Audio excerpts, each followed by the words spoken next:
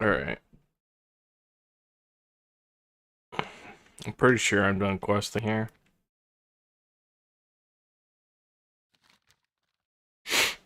Um,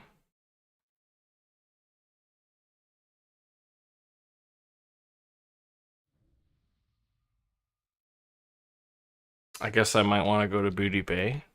Yeah. Uh. Yeah, I did do those Hunter Mastery quests. Because quite frankly, when I used to play private servers and shit, like I could not avoid doing those. Between like um between like leveling guides and other shit.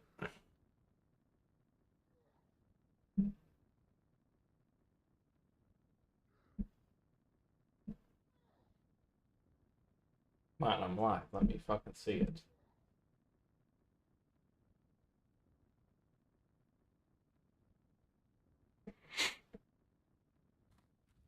Glory to the Horde. For the Horde.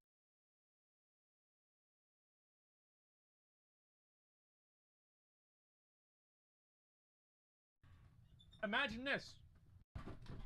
Okay. No. Nope. Number 9, Gathering Time. Nope. No. No. No. No. Okay. Imagine this. Let's say I'm trying to sneak up on somebody. I'm like this. You ever try to sneak up on a bird in a McDonald's parking lot because you're trying to catch it? You go like that. You don't fucking walk around. How do you run faster whenever you're sneaking? You don't. That's the dumbest fucking thing I've ever heard. Are you really? Is it better? Is it better that it doesn't even make any fucking sense? Like, stealth should make you slower. It doesn't mean that you're invisible. The difference between invisibility and stealth. In current WoW, there's no fucking difference. No. Like, if you're trying to be stealthy, if you're stomping around, yeah, obviously people are gonna hear you. And that's what happens. Like, they actually have made it in the game now where you move faster as stealth. How the fuck does that make any sense? Are you in some kind of alternate dimension where, like, all the other invisible boys are just going a little bit faster? No, you're fucking not. I hate that, because that means that rogues can hunt you down while they're in stealth. You can't predict where a rogue is going to be at all. It's terrible for world PvP. It's dog shit. Stealth should be the way that it was in vanilla WoW, 110%. It actually made it some sort of like a skill, that it was skill based rather than, oh, I'm just fucking invisible. I am so sick of that. Stealth for rogues is OP as fuck now, and it was completely fine in vanilla and BC. I gotta fly back. It's so Wonderful. strong. It's way too strong, and it doesn't even make any fucking sense.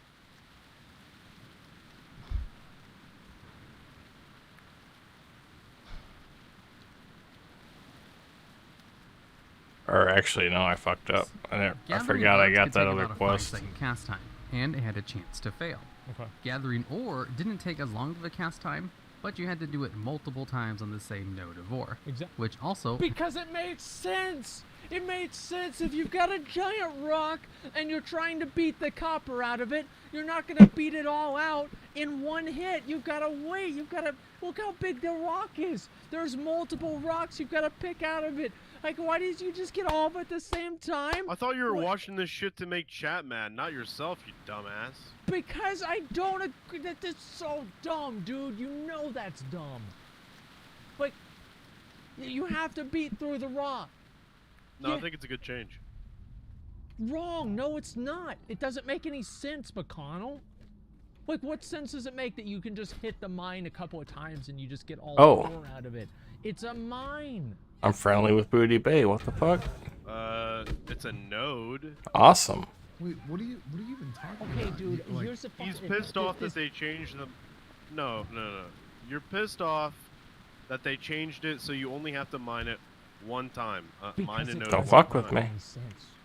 That's true. It doesn't make any sense. It doesn't make any sense, McConnell. You're outnumbered 2-1. You're outvoted. You're wrong. We're right. Apparently, I'm not wrong because that's how it actually is in the game, and the devs agree with me. So Yeah. get fucked. Well, you know what? They took Doom Guards out of the game too. And you know what? Paladins weren't able to bubble hard for a while, even though that was a staple of the game. And then they brought that back into the game because it made sense. Yeah. Yep. Devs don't know anything. Hey, Okay. devs added. Listen, devs added LFR. No, they added LFR. I mean, that should be the end of the discussion right there. Didn't they acknowledge that that was a bad move? Ghostcrawler actually did say it was a mistake to add LFR. He said one of his biggest regrets whenever he worked at Blizzard was adding LFR. You know what his other biggest regret should have been? Whenever he said nerf paladins to the ground. I'll never forget Gross Crawler. I can't I can't believe even say his name right. Esfon says this. Meanwhile, Rep Paladins were gods in Wrath. They were gods. Yeah. But Like- you know what? They made them so good that I got bored. I quit the game.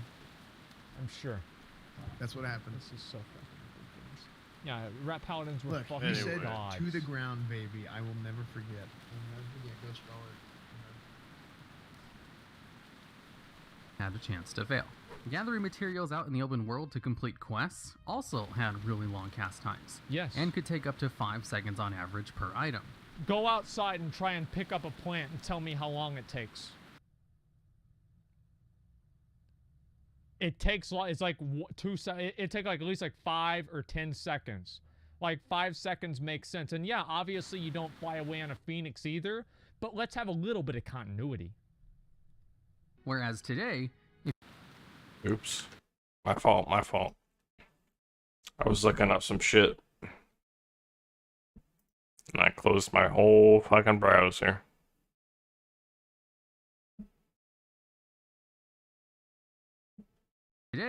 if you have the enchant on your gloves, you can gather herbs in half a second. This is Same with that's mining or skinning. bullshit. Gathering items out in the open world never takes more than 2 That's seconds, such unless it's for special items that has a long cast time for RP purposes. exactly. Number 8, tracking.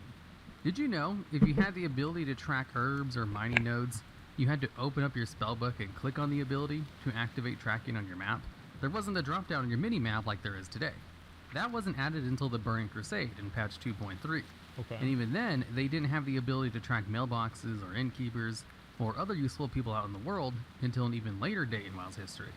Having tracking on the minimap is just much more convenient, especially I didn't if even you're know I a had user and fucking multiple ways Vampire. to I track really different didn't. mobs.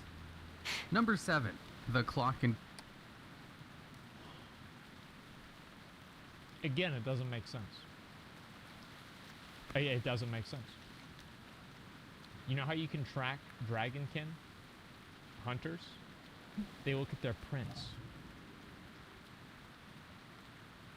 Do you know how you can track beasts, humanoids? You look at their prints. You can smell them. That's how you do it. What are all these question marks for? You guys fucking stupid? That's how hunters in real life do it too. It's not confusing at all. Since when do mailboxes leave footprints?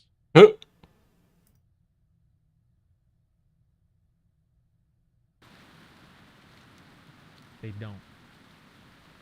Listen, I do want to say one last thing.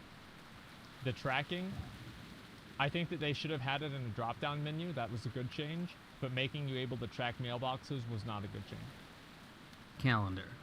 Before a late patch in the Burning Crusade, there was not an in-game clock. And instead, you just had a little icon which would show you a sun or moon to denote day or nighttime cycle. I like there not being an in-game clock because that way I didn't have Oh, that fuck reminder you. right next to me, knowing how much time I was wasting. Because I could play WoW and be full screen, and I would totally forget about time. No, I would. I would totally forget. But now they have the in-game clock that you can see. That's much more obvious.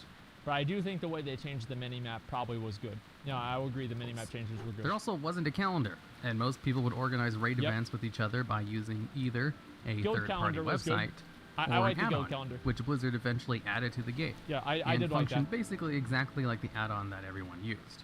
Yes. Number 6, raid flexibility. Nope, I already know what he's gonna say. Nope, totally fucking wrong.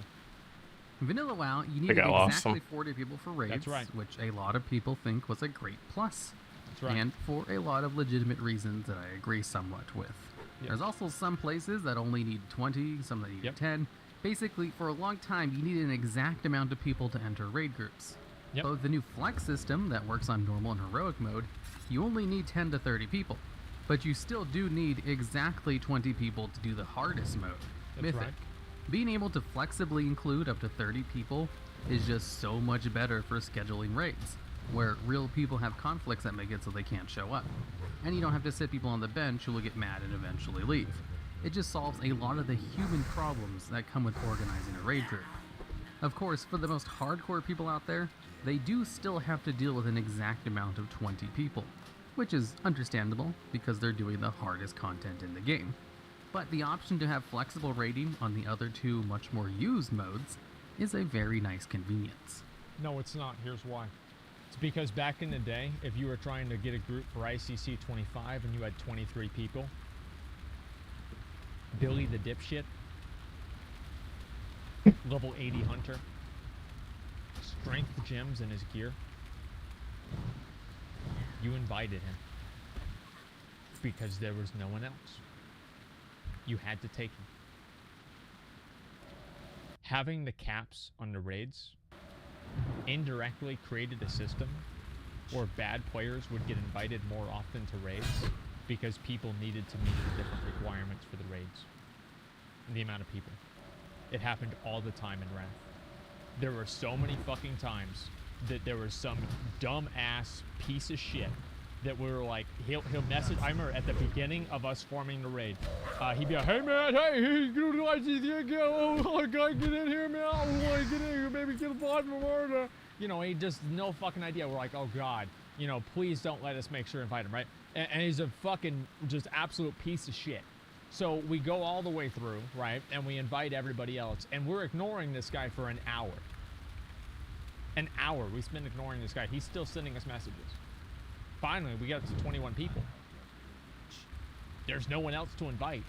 We send him a message. All right, man. We're going to take you. Oh, man, you finally responded. Okay, cool, man. I'm so ready. And then he gets into the raid. He does bottom DPS. And we still carry him because he's better than nobody. Now, bad players don't get carried. Having the forced sizes of the raid gave you a reason to carry bad players because they were better than nothing, usually.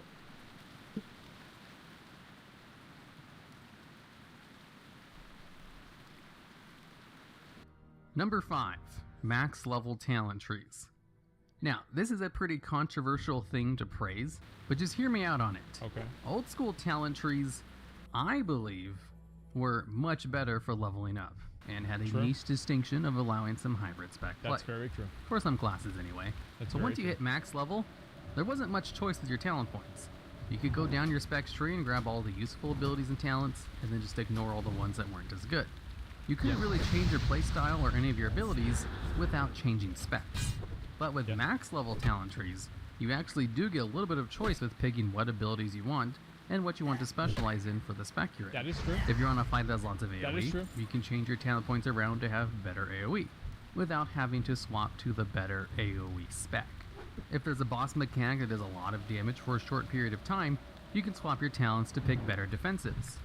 If you're healing a fight where people are at low health often, you can change your talents to pick up one which will take advantage of that. Or if you're like me and hurt one of your hands, This stress test is so bad. You start off dead on the character select screen. I mean, this is impressive. I mean, you're already dead. You haven't even started the game. Oh my god. The name is unavailable. Okay, let me see if I can just take an invite. Let's just try and start up and get into here. Come on, let's go, let's go, let's go. It's not working. All right, I do want to talk about the, I'm trying to get this to work though. So, max level talent trees. Let me finish. you can just pick a whole bunch of passive abilities to reduce the amount of buttons you need to press. Yes, that's what I The do. talent trees we have now are just more flexible in endgame content than the old school talent trees where you basically had set places where you spent your points. and you couldn't change your rotation or what abilities you choose anywhere near as effectively as the talent trees we have today. That's true. But at the same time, I do really miss the old school talent tree whenever I'm leveling a character. Of course. As the ones we have now are really boring, as you only get a new ability once every 15 levels or so. So it's not a perfect system, but for end game content specifically, I This is believe going it so is well. better than the old talent trees. I'd probably agree with that, honestly. Here's what I think they should do. They should have 2 different levels of talent trees, right? They should have your talents and your traits. And your talent tree, it should be like the old talent tree. And then your traits, I think we should have both systems. Like both systems at the same time. Rather than just having one of them. If I had to say. I'd really like to see that. And yeah, I'd like to see both systems. Yeah, so you unlock your traits at max level, maybe through like some quests and like, you know, high-end like max level content, kind of like attunements, so you can make your character as good as possible. Then you have your talent tree that you level up with, and both of those interact together, and you're able to customize your Fuck character. you. You're able to even now. Goodness. That's what I would prefer, like glyphs. Go Yeah, away. kind You of always glyphs, catch but me when I more, have no mana. More impactful. Number 4, more complex raid fights. Raids have been adding more mechanics and becoming more complicated to do over time, whereas vanilla WoW raids had mechanics about on par as LFR does today. Yes. In fact, some LFR bosses are actually more complicated than some of the raid bosses in vanilla I don't WoW. have any The thing HP. that I made can't raids fight in vanilla that. WoW more difficult was just a lot of other factors in the game at the time, and not really the mechanics of the raid fights themselves. That's true. For some of them, anyway. There were absolutely some raid fights that had intricate mechanics like we do today. There's like But 3. that was more of an exception than it was Yeah. the norm, though. In raiding today, that's one of the few things WoW players agree on, is that raid fights are good. And it's really hard to get WoW players to agree on anything. Yeah, well, there's less raiders to agree about the raids being good now. I mean, like, most people don't even do the fights. They don't care. The problem, I've said this like 1,000 times. I think a big reason why a lot of people quit in Cataclysm is the raids were too hard. Like, you compare Wrath of the Lich King raids to Cataclysm raids. Cataclysm raids were infinitely more difficult. They made the raids too hard in Cataclysm. The issue with WoW, the thing with WoW is the difficulty in raids used to be centered around getting into the raid, whereas now it's centered around the raid itself. Firelands? That's true. Oh yeah, I'm sure you were able to complete Heroic Rag. But I mean, like, to be fair, Heroic Rag was like a separate difficulty all in itself. Yeah, Firelands was relatively difficult, but it was a lot hard. The first tier is mainly the one I'm talking about, like, right, tier 11.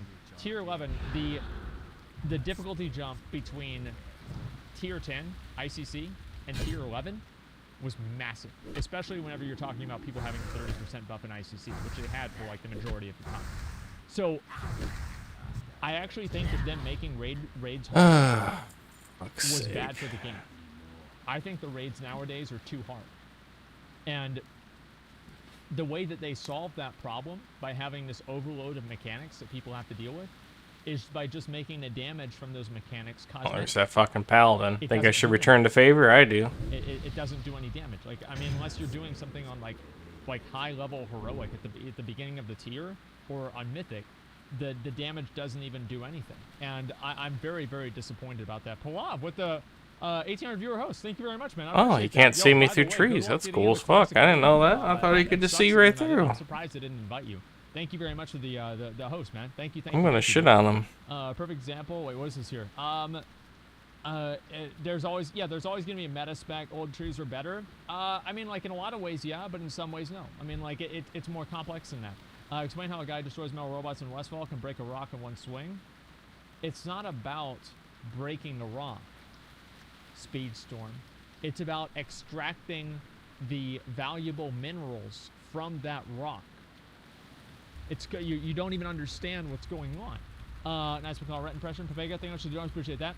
Thank you. Listen, the point that I'm trying to make is that I think they made the raids too hard in Cataclysm, and because they made the raids too hard, they had to create a bunch Oh, of you different did, didn't ya? difficulties because they were just too exclusive at that point.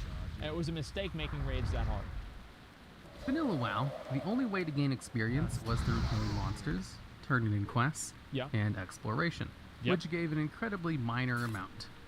So if you want to level up your character, you had to go out and quest and grind a ton of mobs, which isn't really that bad. Yeah. Unless you're doing it for the 10th time. Then you really want some alternative ways to level up a new character. No, you don't. And in the current game, in addition to the 3 ways of gaining experience from Vanilla WoW, you can also gain experience from battlegrounds, pet battles, gathering herbs and ore, finding treasures, completing a dungeon, and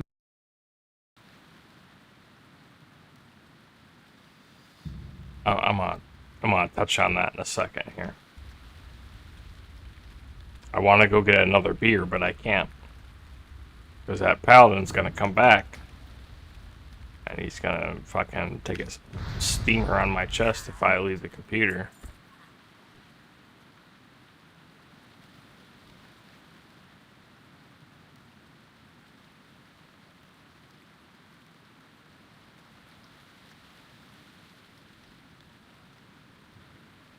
Yeah, I'm gonna go over here, maybe.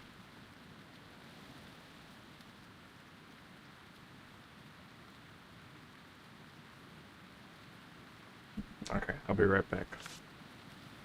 I'll be right back.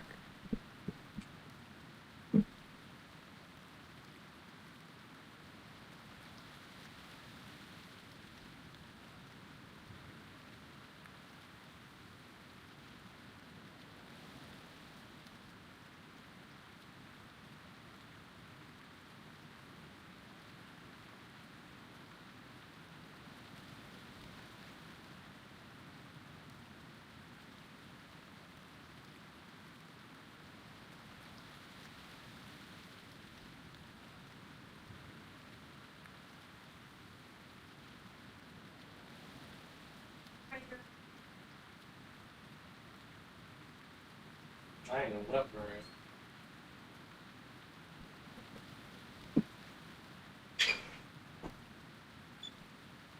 All right, here's the deal. Here's the fucking deal about that. Okay.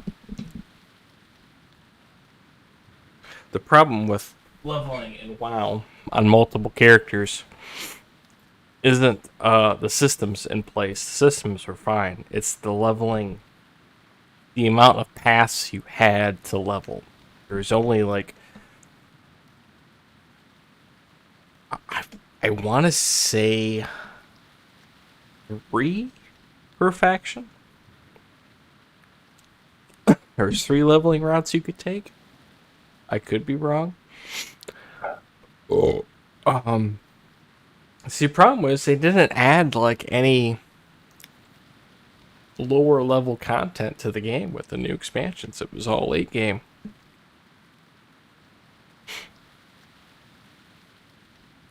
They should have added some level, like, 20 to 30 areas, or 30 to 40, or 22 to 27, whatever. But they didn't.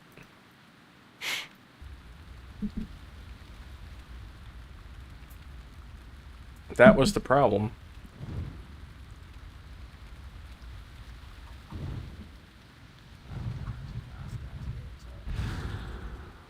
I mean, using a new class is fun, right, in itself. But, like, if you're just doing the same shit over and over again with said class, it's like... Am I frying up all 8 pieces? How much is there? Pieces? Yeah, might as well.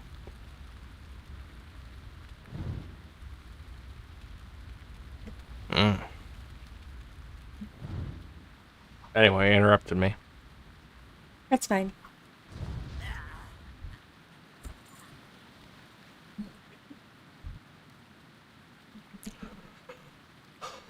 Well, yeah, that was the problem. It wasn't the mechanics in place. The mechanics are perfect. The mechanics are flawless. That's why it took off so well.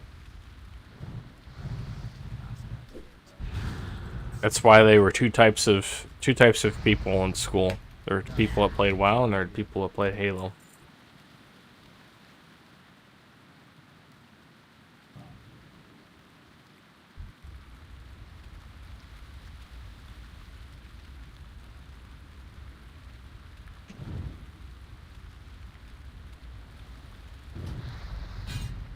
Man, this is... These 2 quest lines are horrendous. Like, holy shit, I just want your tusks, bro. Drop them.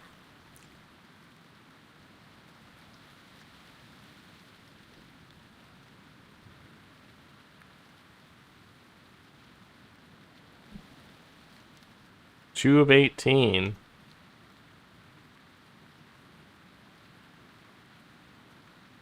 It's gonna be another one of those quests where I ding before I even complete it, and then it turns green. Just why not?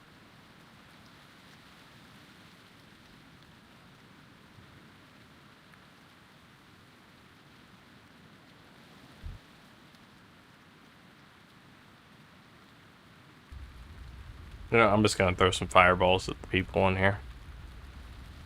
And by people, I mean trolls, because trolls are not people.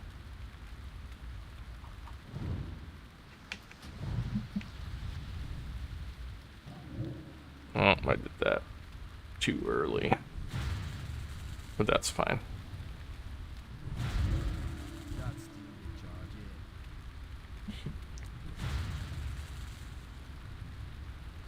in.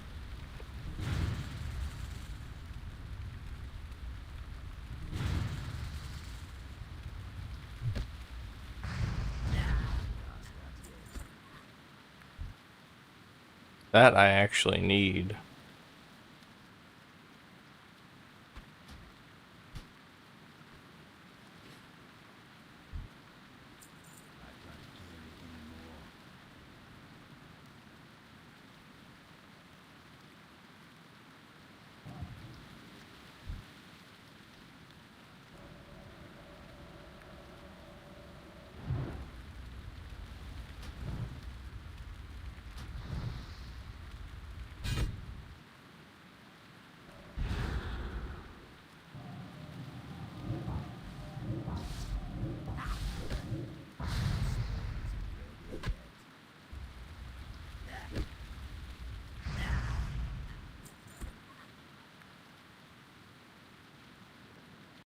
Completing island expeditions. I actually don't mind getting experience from battlegrounds, and I think that alternate ways of leveling is completely fine. I don't think that's bad. Getting experience from pet battles, I don't see that as a negative. Like, who really gives a fuck? Personally, I don't think it's a big deal. I don't. Ruins twinking? Not really, no. I mean, I don't see how it ruins twinking. And also, I'll be honest, guys, I've always thought twinking was for bad players that couldn't handle it at max level. I'm sure there's a few other I'm missing, but those are the major things you can do if you really don't want to quest or grind monsters. Well, that's why twinking died, right? Like, just think about it. That's why they made the experience off battlegrounds. Twinking died. Why did it die? Because the truth is that people just wanted to buy advantages over players that just started the game because they were too fucking shitty and they couldn't handle it at max level, where at least Blizzard tried to balance the game, right? They wanted to play low-level BGs with... Funny story, I always used to think twinking was the people that just need roll on everything, every blue that drops in dungeons. less mechanics. I thought that was twinking for the longest time. I guess I was less wrong. abilities, less things to focus on because they were bad at the game and they wanted to beat people that not only were new to the game, but they also had a huge gear advantage over. So then as soon as they put those people on an even playing field with other people that were just as much of a pathetic loser as they were, then the twinking bracket died because that's the only thing that they ever wanted to do in the first place. Considering how many people got banned with the XP potion stacking bug, Yep. players are really looking for new ways to level their characters. So having all of these alternatives, or just them being additions to the regular stuff, is a much welcome change to the game. Number 2, more endgame content. In vanilla WoW, endgame content consisted of doing dungeons until you had gear good enough to go into raids, and then farming gold to supply those raids, or grinding endlessly in the 3 battlegrounds for honor to get High Warlord. Once you got to a certain gear level, you no longer ran dungeons, and only people who played WoW as if it was a full-time job got the High Warlord title. So, besides those two things, raiding and PvP, you didn't really have anything else to do to advance the power of your character, or really anything fun to do besides that. Okay. But over time, they've added a ton of things to do at endgame, where now there's 3 major things you can do at max level. raiding Mythic Plus dungeons, and rated PvP, which includes arenas and battlegrounds. And outside of that, there's also a whole bunch of other, more minor things to do, like daily quests, world quests, the Brawlers Guild, an entire minigame within the game of pet battles. Most of these things are just things you can do to get gold and make slight progression to the power of your character, or just tough challenges to accomplish for the fun of it. Even if people like to claim there's nothing to do in the game, it's more like they just don't want to do the things that are in the game, where there is a lot more to do at endgame than there was in Vanilla WoW. But it probably doesn't seem like it, since you spent most of that time at max level grinding something out, as there was a lot of grinds to do in Vanilla WoW, for reputations, weapon skills, professions, and gold for the vast amounts of consumables you needed to raid. And finally, number 1. Okay. I'd rather have Vanilla WoW in-game than BFA in-game, because at least I care about Vanilla WoW in-game. It makes it, there's a point to it, there's an end, there's some sort of an apex of Vanilla WoW in-game. Yeah, you're right, BFA does have a lot of different alternatives for in-game, and that's great. I think pet battles are great. Like, there's no reason not to have pet battles. Oh, my hiccuping right You now. can say that, oh, you don't like pet battles. Okay, that's fine. But is there really a reason to take pet battles out of the game, to not have them in the game? I don't really think so, personally. I think it's just another type of metagame. Same with the Brawlers Guild. I don't think they should take the Brawlers Guild out of the game. I feel like overall it's more positive to the game. Mythic Plus, that's more complex, but I think that a lot of people at least would agree that Mythic Plus is a good addition, although many probably would not, because of just the Where the repetitive fuck nature did they of it. come from? I actually like the fact that BFA and Legion had multiple forms of end games, but the problem is that the motivation to pursue those end games and all end games was flat. There was no reason to pursue them, and the accomplishments you got out of them were meaningless. Now, that's really the issue. Yeah, there should be more ways of doing an end game, but the ways that Blizzard went about it and what they had to do to the current forms of end game to make those other ways viable ended up hurting the game more overall. 1. AoE looting. Now, I'm actually a pretty big advocate for no changes in Classic WoW. I want Classic WoW to be as inconvenient as possible. That's and right. the best way to accomplish that is to have as little changes as possible. That's right. Because all of those inconveniences kind of give Classic WoW its charm. That's right. And really makes you appreciate just how many good changes have been made to the game. Like when you level a brand new character in Classic and all of your abilities get dodged, parried, missed, blocked, the or fuck reduced up. through glancing blows, you realize it's hard enough just trying to hit a normal mob, in addition to everything else in the game. Normal mobs don't have anywhere near as much avoidance in the live version of the game as they do in Classic. And for good reason. It's annoying to have all your abilities miss like that. That's true. And I want that kind of system to persist in Classic WoW. That's true. I couldn't imagine all of my abilities being able to hit like they do in live. But if I were to make one change, something that's just convenient for me and me alone, and wouldn't affect the core gameplay of Vanilla WoW at all, that would be to have AoE looting. Being able to loot everyone at once with one click, within the radius of a dead mob of course, is just so convenient that it's really hard to imagine the game without it. Now, I'm not saying they should add AoE looting to Classic. Like I said earlier, I want it to be as inconvenient as possible. But if they were to make one small little change, just add in one little convenience, something that wouldn't affect the game too much, I would definitely want AoE looting, as I think it's one of the best conveniences they've ever added to the game. In fact, I wish they had a system to just auto-loot by running over corpses so you don't have to click on anything. I would Looting love that. random, non-boss mobs is one of the most tedious things to do when running old content or leveling up. And one of the few things I like about Islands is that you don't actually have to loot any of the mobs, and you can just That's run true. around and kill shit. I think many people would agree that AoE looting is great, and a no-brainer for the #1 spot on this list. Nope. Here's why. The amount of time that it would take to loot different mobs was factored into the farming efficiency of different areas. So if you are able to loot all of the mobs extremely quickly, that indirectly creates certain different areas and makes them better at farming efficiency. So let me give you an example. Dead mines. So if you can do a Dead Mines run in, let's say, 15 minutes, and looting takes you 8 minutes, then you're effectively spending 23 minutes doing a Dead Mines run for that amount of money. Let's say you can do it in 15 minutes now, and it takes you 1 second to loot all of the mobs, or let's say 5 seconds, 1 minute, let's just be fair, let's say 1 minute, 16 minutes. That farming method is now effectively a third or so better, because you're saving all of that time for looting. Now that cascades down into a number of different effects on the game. Number one, it creates more inflation because each mob there is a humanoid and it drops more gold, so it's going to inject more gold into the economy more quickly. Number two, it's going to inject more profession materials into the game more quickly, which is going to throw off the balance between the different profession materials and how quickly you're able to obtain them. Let's see, what else is besides that?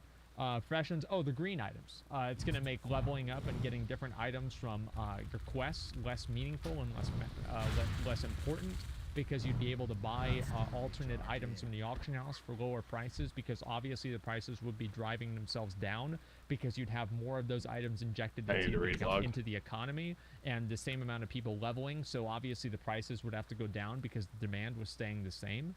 So there would be all these different ways that AoE looting would actually be very harmful to Classic WoW and would change the meta for farming in a lot of different ways. Okay? Now, I do want AoE looting in current WoW. I think AoE looting was great for current WoW. And if I could go back and have Blizzard redesign the game and have AoE looting, yes, I think they should do that. But I would never want it in Classic WoW. And I think that it has been a good change for the game. Does that make sense? No. Nope. Very, very small radius? No, because you just kill them on top of each other. Like, that doesn't even make any sense. No, I had no idea. There is actually a lot of reasons why AoE looting is bad for the game. Or not bad for the game, but AoE looting would change the game. And I don't want any changes to the game. And it's kind of like the butterfly effect, right? Where you add AoE looting and suddenly professions are easier to level and quest items don't matter as much because you're having more blue and green items injected into the economy in a way that they wouldn't naturally be in the economy because of AoE farming being more effective. So yes, I don't think AoE farming, and also more inflation too. There are a lot of different ways that it would all be effective. What are we talking about? Yeah, I keep forgetting about what this motherfucker does. 14 system. Yeah, would you want AoE looting in WoW too? Absolutely. Yeah, AoE looting's fucking great. Fuck yeah, I want AoE looting. You think I want to sit around and loot every fucking mob? It's annoying as hell. Like, yeah, AoE looting is one of the few things that, I'm sorry, it's just so effective and so good, I'd still want it in the game. But I also don't want it in Classic WoW. That's the way that I feel about it. Okay. But yeah, there's basically it. It's very, very complicated answer, but there's watch a new Monkey News video, won't be disappointed. No, I haven't. Hey, Husband Gold, what do you think about Classic if they add another expansion that's different than TBC? I think that would be a huge mistake, but I would be willing to at least see what that would look like. If they add an expansion that would be like kind of the same, like another diversion from TBC. I don't know what happened. Asma never doing to anyone, but you just triggered me so hard. I quit in Canada in tier 11 because it became way too easy. Primarily because gear became too free. The badge system tier equivalent gear that started in late BC killed the game for me. Wildstar best raids. If you quit in tier 11 because of that, why wouldn't you have quit in tier 10 or tier 9? Like tier 9 and tier 10 had way more welfare gear than tier 11 or tier 12 ever did. So I don't think that's really fair to say, personally. Did not get invited to beta, or did I get invited to the stress test? And then inviting more people to the stress test because I did not get in this time? I have no idea. You'd have to check your email. I don't know. But yeah, I mean, like, so let's talk about this list.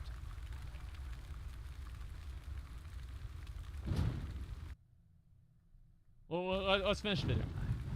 Alright, and that's the end of the video. I made sure to only pick stuff that kind of existed in Vanilla WoW, and that they expanded upon. So I made sure not to include anything that was just straight up in addition to the game, like transmog. In case you wondered why I didn't include some other features on the list. If you have an idea for videos similar to this one, or know of features that have changed that make the game worse, I'd love to hear about them down in the comments.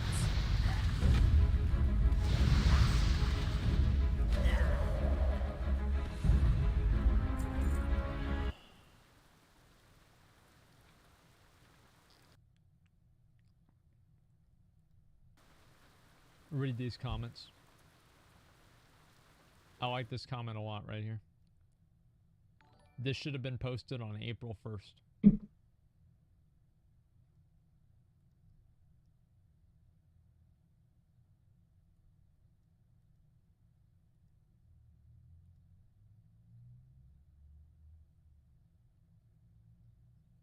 fuck does that mean, poker? The 10 most annoying mounts to farm? Really?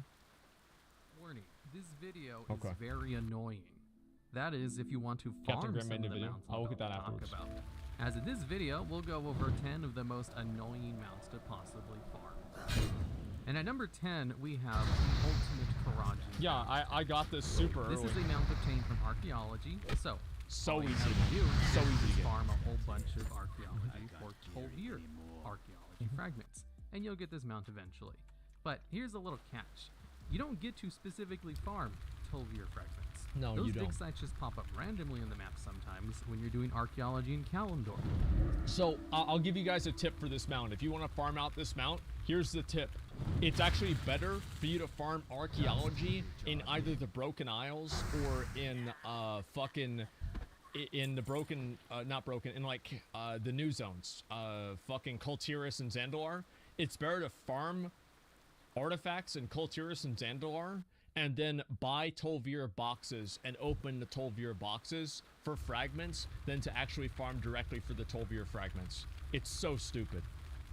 So most of the time there won't even be dig sites in Uldum, which Yep. is the only zone that will drop your Tol'Vir artifacts. Yep. So what you can do is just complete all of the dig sites so that they'll eventually reroll to a new zone, and then eventually they'll show up in Uldum. It's really And fun then to once do that. you do get your artifacts, you just randomly complete whatever is your current research project, which is assigned to you randomly each time you complete a research project. It's very fun. Until eventually, you'll roll in the one that allows you to create the ultimate Karaji battle tank, which can take quite a while. Yeah, it did. There are ways It to was speed this ridiculous. up, however. It's If fucking you don't want to insane. randomly farm for Tol'Vir fragments, which I wouldn't recommend because it takes forever, Yep. you can just simply do archaeology in Mista Pandaria or above zones.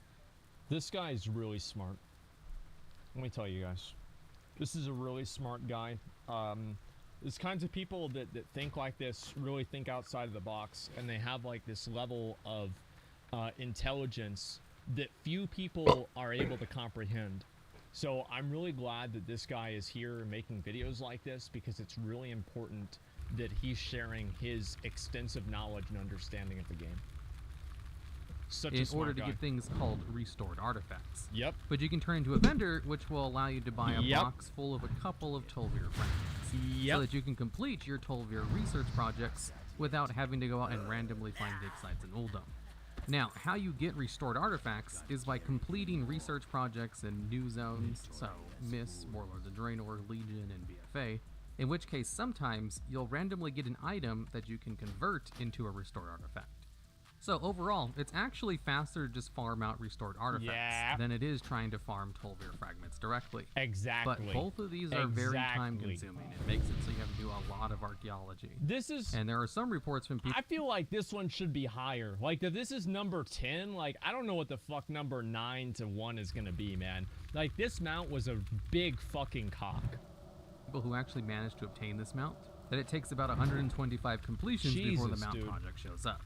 Although it It's could show up in awful. one of your first 10 completions too. Yeah. It's random, so it could take you forever, or it could be a very simple and fast Yeah, process. he's a mad boy. But it is one of the most annoying mounts to farm. Shorty, thanks because for it 5 requires seconds, man. you to do Appreciate it. a lot of archaeology, which is why only 8% of the player base actually owns this mount. As a comparison, 10% of players own the Brine Deep Bottom Feeder mount. Wait, you're saying 8% of the player base has this? I don't believe that, man. Like, that's such a massive amount. 10% of the player base? No fucking way. Which requires you to do a crap No ton of fishing fucking way. in one specific pool in the Broken Isles Dalaran. People are more willing to fish than they are to do archaeology. Mm-hmm. People are which willing should to do tell you anything something instead about of how archaeology. annoying archaeology is.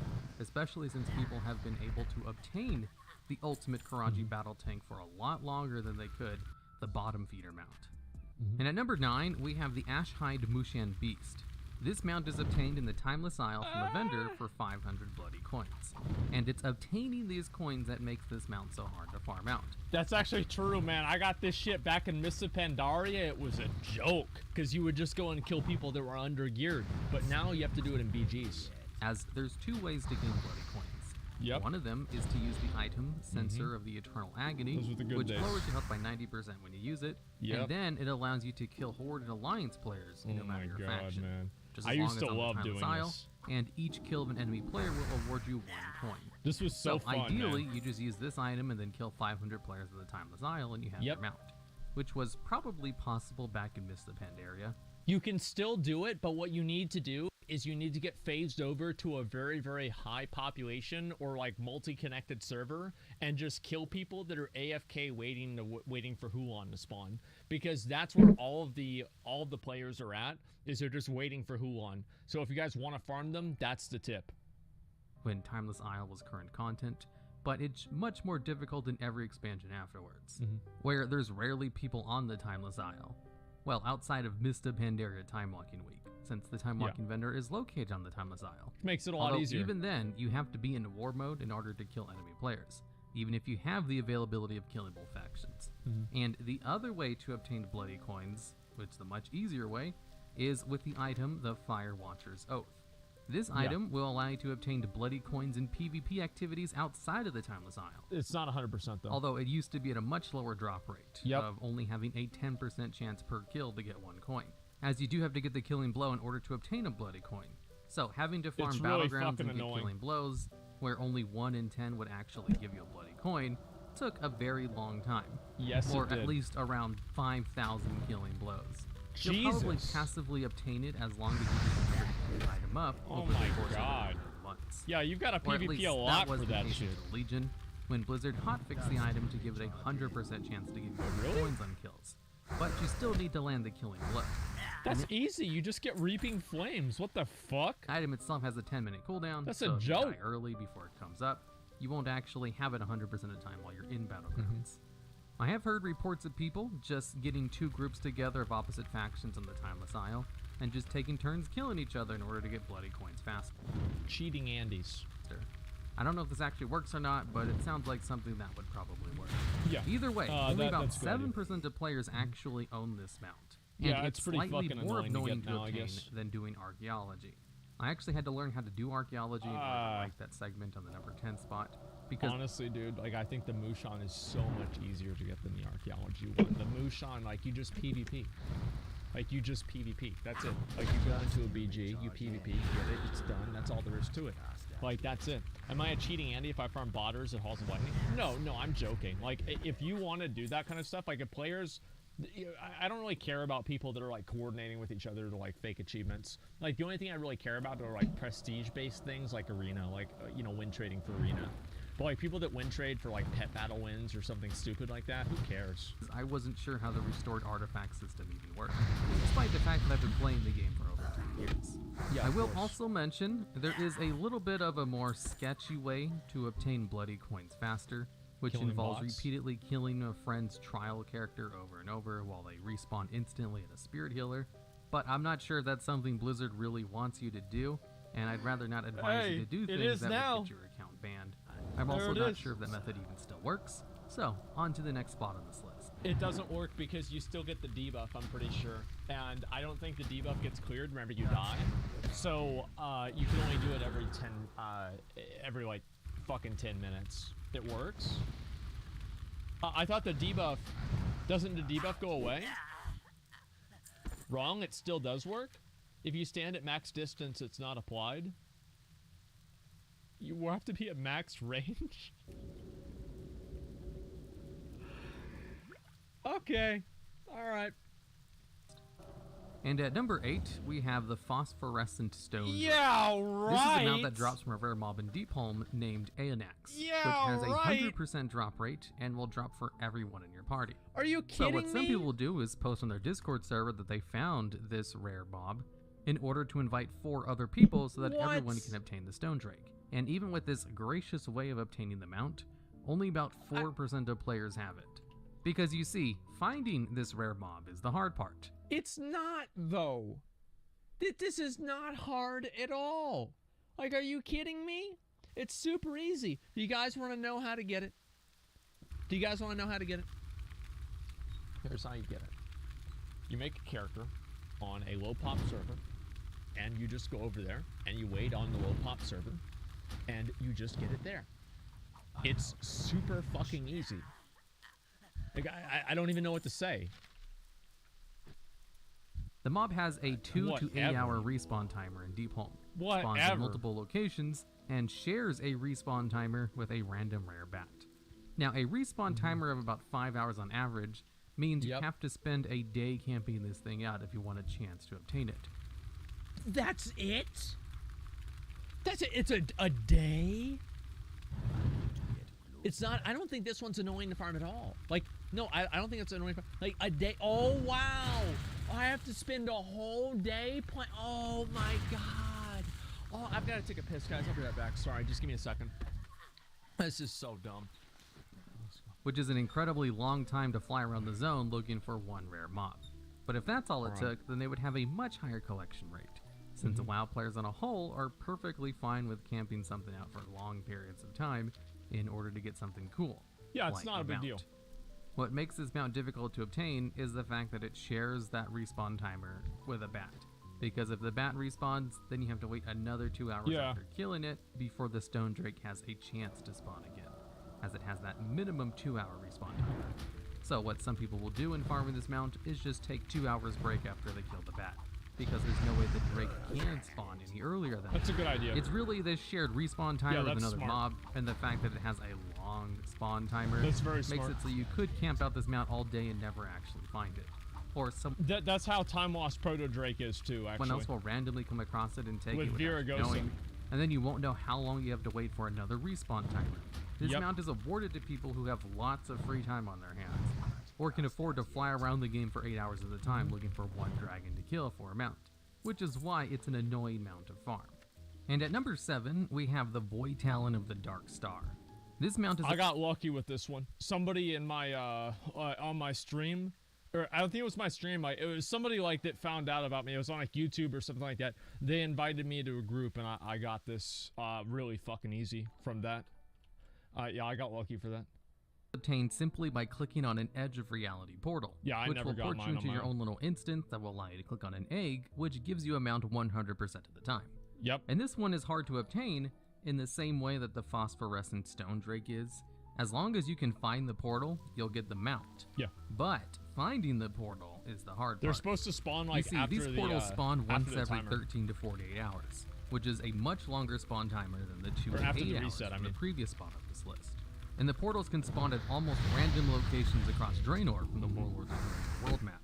And I say almost random locations because there technically is set locations for all the portals. It's just there's a lot of them and they're spread all throughout Draenor. And when a portal spawns, it only lasts for I fucking did this for like 6 months before I got it. 5 minutes. This one and if was no really one annoying. clicks the portal in 5 minutes, it will was despawn so and then bad. respawn somewhere else at random in about another hour. And it will It's keep such doing a this cock, until man. someone clicks on it, in which case it will enter its 13 to 48 hour cooldown. The thing is though, there's no real way to track if someone else has already clicked on one of these portals. Right. So someone could have clicked on the portal yesterday, and you could be looking all around Draenor for it to not be able to spawn. That's why you do it after the Instead, server reset. as people can just randomly find these portals while playing Yep. zones. And since finding one of these portals is so difficult, the Voidtalon has only been collected by 3.4% of the players. Oh boy, halfway which is an there. incredibly low number, and only slightly lower than the previous spot on this list. God And damn. at number 6, we have the Reigns of the Grey Riding Camel. In order to get this mount, all you have to do is kill an NPC called Dormus, the Oh, they Camel fixed Hoarder, it? Oh, who has shit, a okay. 100% chance to drop it. And just like the previous 2 spots, finding this NPC is the difficult It's just part. gonna burn to You death see, now, the only pretty way sure. to find this NPC is to be teleported to his location by finding a camel figurine. And So there used to be an exploit with this one where what you could do is you would kill the guy, the NPC, and it would only be visible to you. So you would kill the NPC, the Dormus, the Camel Hoarder, and you would then drop group and get phased over to another server, and then kill the NPC on that server, and then drop group again, get phased over, and then kill the NPC on another server, and then trade all of the mounts to your friends. the camel figurine is at one of 50 spawn Yep. locations around Uldum. That And was the good, figurine man. will spawn in one of those 50 locations once every 4 real hours or good. so. So it has a 2 to 8 hour respawn timer. And he's And once just you gonna find burn the to death camel now. figurine, there is only a 5% chance that it will actually be the correct one. The other 95% of the time, the figurine will just turn into a trash item, and then you start the 2 to 8 hour respawn timer again. And just like with the edge of reality portals, you won't actually know someone else has clicked on the camel figurine in the past 2 to 8 hours. So you could spend all day looking for one, only for someone else to have clicked on it randomly earlier on. Yep. And this is the nerfed version of this farm. It used to have a 4 to 12 hour respawn timer. So here's some tips to farming this mount thanks to some of the people in the Wowhead comments. Work with other people. You can only obtain the camel Yeah. figurines in the Cataclysm version of the zone. This is so make sure you swap stupid, that man. over if you have the BFA version. Siphon with the unlocked 10 on subs. the character. Thank you very much, man. Then just fly Thank you, around thank you, to thank all you. of its 50 spawn locations, and then swap Thank you over very to much, war sir. mode, as that counts as a separate server, Mm-hmm. and then check again. And then you can use trial characters on different servers to do the same method. Yeah, that's until what you need to basically do, get bored is you of use looking. trial characters. Because That's even the big doing secret. this, and potentially looking on 50 different servers per day, there is no guarantee that you'll actually get it after checking 100 Mm-hmm. times, because of that darn little 95% chance that it will turn into trash. Which is why this little mount only has a 3.4% collection rate, which Yeah. is the same as the Voidtalon, despite the fact that the Voidtalon mount came out 2 expansions later. And at number This one's so fucking annoying to get. 5, we have the Chewed-on Reins of the Terrified Pack Mule. Wait, what? This mount is randomly obtained from world What? mobs that have Hex Thralled in their name, from the What? zone of Drustfar in BFA. Now, BFA added a couple of other world drop mounts, and they all have much higher collection rates than the Terrified Pack Mule, Oops. who You is just buy obtained it. basically the Wait, don't you just buy this one? I thought you just buy it. Like, exact same way as all the What? others, just killing a whole bunch of specific mobs in a zone. yeah. Now, according to the people who've undergone the mob grind in order to obtain this mount, the reason this one is so much harder to obtain than Yeah. all the other BFA world mounts is because the mobs you have to farm are more spread out. So there's no super it's kinda farm spawn annoying. like all the others have, and the mobs take longer to spawn. You see, for the BFA world mount Capture Doom Scavenger, for example, Okay. there is a hyper spawn location at this one little location on the map, Yep. which is also sometimes a world quest. I see plenty of people doing that. Like, there's always like a fucking, there's like this like monk with a statue down and like 5 people AoEing on there, and they're just pumping out these hyenas every 5 seconds, and that's why they're like 10 gold on the auction house. Most annoying mounts to farm. You can buy it, yes, but the video title says most annoying mounts to farm. Well, yeah, but if you can farm it with gold, though, that makes it less annoying, doesn't it? I mean, like, because the thing is with, like, the Karaji battle tank or something like that, you can't farm this with gold. Well, wait, yeah, you can. I'm either getting 5 heads or question marks. What the fuck, guys? Like, what I'm saying is that the other mounts don't have a gold alternative. You just have to do it on your own. And that's the difference, man. I want to see how much this is worth. You can basically just put a group of 4 people together and constantly kill mobs all day until you get the drop, since the mobs will spawn so quickly.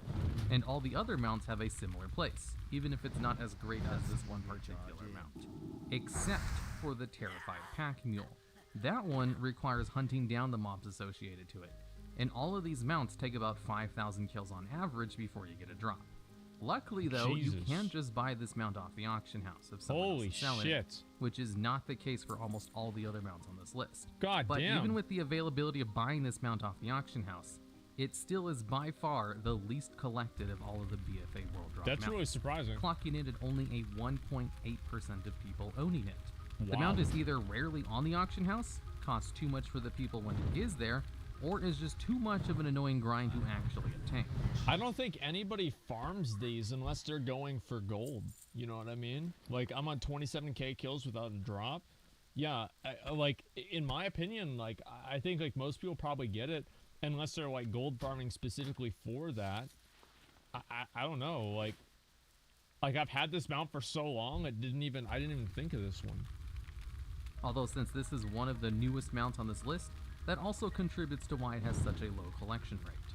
Now, if you Yeah. do plan on farming the BFA World mounts, make sure you do it in groups of 4, because if you fill up your party with a group of 5, then other people in the area won't be able to tag the same mobs. And at number 4, we have the Mighty Caravan Brutosaur. This mount can be bought You just get 5 million gold. You just get 5 million gold. That's it. Like, this is easy. Like, what do you mean? Like, I'm so confused, guys. Like, you just get 5 million gold. What a joke. Simply from a This one's vendor with super gold, easy. and is probably Super the easy. easiest mount to obtain on this list. Yeah. However, this mount makes this list at such a high spot because of how much gold it costs. Since the vendor doesn't allow any reputation bonuses, this mount will cost you 5 million gold to Yep, purchase. 5 million Or in flat. terms of WoW tokens, based on US server prices when I made this video, Yep. it can be thought to be worth over $500. Now, farming out 5 million gold is basically impossible for the average casual WoW player, and definitely requires you to intentionally go out and farm gold, as Oh, you there's no just do way to world quest, passively man, make that's 5 all. million gold in expansion. Especially since the mount will be going away once the next expansion, Shadowlands, comes out, and it It's not going away. will be moved to the black market auction house, where I can it's- guarantee you that it will go for gold cap every time it shows up.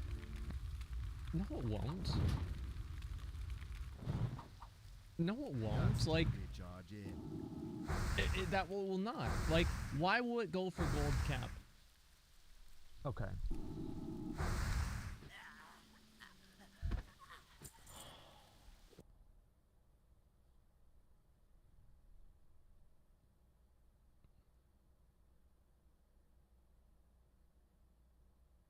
Oh, man. Here's why it won't go for gold cap. Because every server has a different size economy. And with the different sizes of the economy, that brings in a different amount of gold that things are worth inside of that respective economy. Because of that, you will probably see certain types of servers like Illidan or Storm Rage that will have the Long Boy go for gold cap. But the thing is that you also have most of the people that are the big spenders that are going to spend gold cap on the mount probably would have already spent 5 million gold on it in BFA. So many of the people that have a large amount of funds have already purchased this mount to begin with. So I don't think that there's going to be a large amount of people who are going Alright, I to gotta piss. I hold can't off do on this. buying this mount until after BFA is over in order to pay a I'm gonna premium kill this guy to right what here, it and was then I'm gonna hide originally behind worth. that tree. On top of that, you can look at the way and the prices that World Boss mounts sell on different servers. Some servers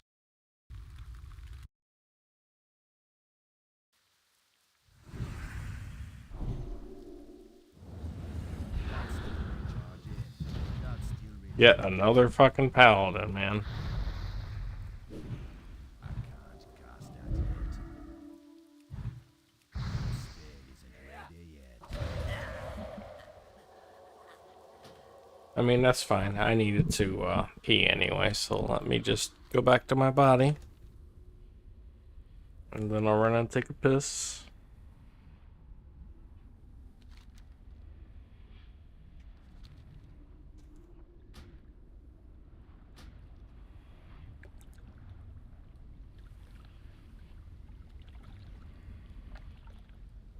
How many level 60s are there in the server right now? 384. Okay.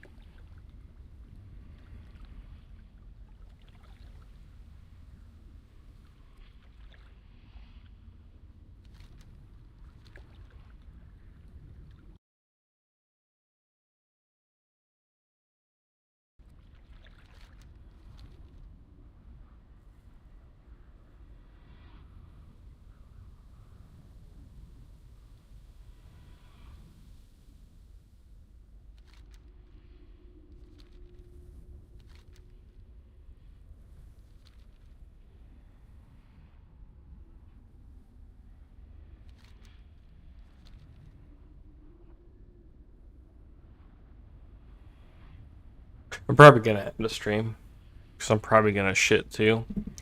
I'm probably gonna get another beer. I don't want to waste any of my data. So I'm data capped. So I live in corporate tyranny. So there's no competition around here, unfortunately.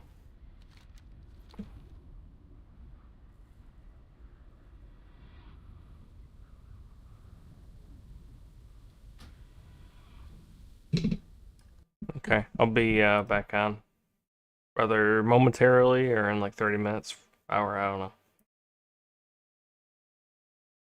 don't know.